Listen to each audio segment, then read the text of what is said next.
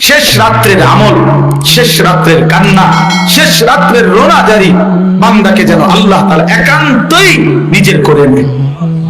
নিজের আল্লাহ যেন বলে, বান্দা তুমি একদমই একা তোমার সামনে, বলো বান্দা তোমার যা কিছু মনের যত কষ্ট দুঃখ বেদনা যা চাওয়া রাতের অন্ধকারে আমাকে বলো, আমি সব দেব, সব দেব, সব দেব।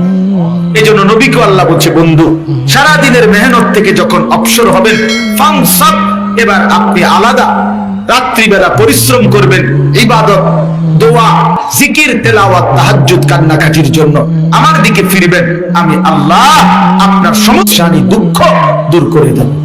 এজন্য শেষ একটা কথা বলি, তায়েফের ময়দান থেকে নবীজি সাল্লাল্লাহু আলাইহি সাল্লাম যখন রক্তাক্ত হয়ে ফিরে আসছিলেন, তখন যেই রাত্রিবেলা যেই আঙ্গুর খেজুরের বাগানে নবী আশ্রয় নিয়েছিলেন, তো সেদিন রাত্রে রক্ত মাখা শরীর নিয়ে আল্লাহর নবী রাত গভীরে একটা লম্বা দোয়া করছিলেন। হাদিসে এই দোয়াটা আছে, লম্বা দোয়া। নবীজি সারাটা শরীর রক্তাক্ত, পায়ের জুতার সাথে লেগে গেছে জমাট রক্ত। এই অবস্থায় রাত্রি অন্ধকারে নবী গভীর রজনীতে আল্লাহ তাআলার কাছে লম্বা দোয়া করছিলেন চোখের পানি ফেলে। ওইখানে একটা কথা নবীজি সাল্লাল্লাহু আলাইহি সাল্লাম বলছিলেন যে, আল্লাহ আপনি আমারে ইলা মান তাকিলনি, এই মাওলা আপনি আমারে কার কাছে পাঠাইলেন, কার কাছে পাঠাইলেন? ইলা বাঈদিন ইয়াতাজাহামুনি, আপনি বুঝি আমারে এমন দূরের অপরিচিত মানুষের কাছে পাঠাইলেন যারা আমারে, আমি তাদেরকে আপনার দিকে ডাকলাম, তারা আমার এইভাবে পাথর মারলো। কোন নবীকে বুঝি মানুষ এভাবে মারে? কল্যাণকামীকে মানুষ বুঝি এভাবে মারে? আম ইলা আদুবিন মাল্লাতাহু আমরি, এমন কোন দুশমনের কাছে পাঠাইলেন যার উপরে আমার কোনো ক্ষমতাই ছিল না, আপনি আমারে কার কাছে পাঠাইলেন? কিন্তু এই মনের আবেগ এগুলো বইরা এই একটা কথা হুজুর বলছে, নবীজি এটাই আমাদের শেষ কথা। আমার নবীজি তখন বলছে, আল্লাহ যা বলছি তা তো মনের কষ্টে বলছি, কিন্তু শেষ কথা হলো মাওলা ইন্নাম তাকুন আলাইয়া গাদাবুন ফালা উবালি, শুধু রাত গভীরে বলেন আপনি যদি আমার উপরে নারাজ না হন, আপনি যদি আমার উপরে রাগ না করেন, আপনি যদি খুশি থাকেন, ফালা উবালি, আমি কোনো পরোয়া করি না, আমি কোনো পরোয়া করি না। এই পাথরের আঘাত সয়ে গেলাম, শুধু আপনি বলেন আপনি আমার উপরে রাজি কিনা। এই কথাটা মাওলা যদি বলেন আপনি খুশি, আমার সারা দেহ রক্ত ঝরুক, কোনো অসুবিধা নাই।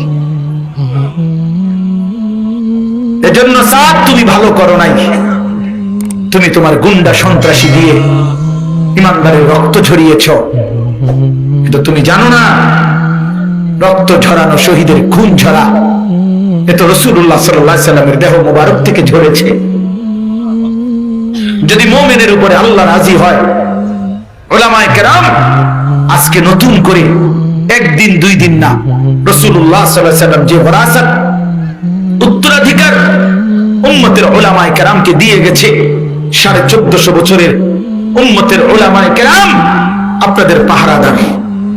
আপনারা শুনতে চাইলেও আমরা বলবো, আপনারা শুনতে না চাইলেও আমরা বলবো, যেখানেই অন্যায়, যেখানেই কুফর, যেখানেই শিরক, যেখানেই বিদআত, যেখানেই গোমরাহি, সেখানেই উলামায়ে কেরামের প্রতিবাদ। এটা চলতেই থাকবে, এটা চলতেই থাকবে, এটা চলতেই থাকবে, এটা চলতেই থাকবে। এই জন্য যুগ যুগ ধরে উলামায়ে কেরাম আপনাদের ঈমান আমলের পাহারাদারি করে, পাহারাদারি করে। ইমাম মুহাম্মদ রাহমাতুল্লাহ আলাইহি সারা রাত ঘুমাইতেন না, আমরা কিতাবে নিজে পড়ছি। ইমাম আবু হানিফার ছাত্র ইমাম মুহাম্মদ সারা রাত ঘুমাইতেন না, মাসআলা লিখতেন, ফতোয়া লিখতেন। তো উনারে জিজ্ঞাসা, হযরত আপনি ঘুমান না কেন? উনি বলতো, জানো এই দেশবাসী আমার মতো এক মুহাম্মদ ছোট্ট, তার উপরে ভরসা করে তারা ঘুমায়, তারা ভাবে মুহাম্মদ জেগে আছে, সে আমাদের জন্য শরীয়তের মাসআলা গবেষণা করতেছে, আমাদের যা জরুরত আমরা তার কাছে জিজ্ঞাসা করে নেব, এই আশায় সাধারণ জনগণ আরামসে ঘুমায়।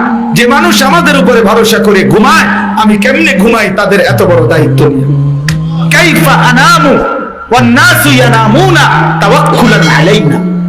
এই আরবি আবার, আমি কিভাবে ঘুমাবো অথচ মানুষ তো আমার উপরে আস্থা রেখে ঘুমায়। মুহাম্মদ জেগে আছে, সে লিখতেছে, সে মাসআলা লিখতেছে।